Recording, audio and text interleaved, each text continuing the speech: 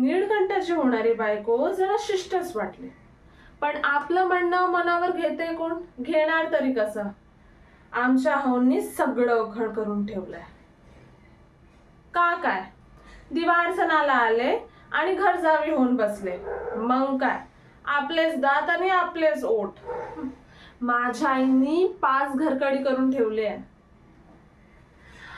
मी काय सांगत होते की नीळकंठाची होणारी बायको तशी आहे गोरी पान.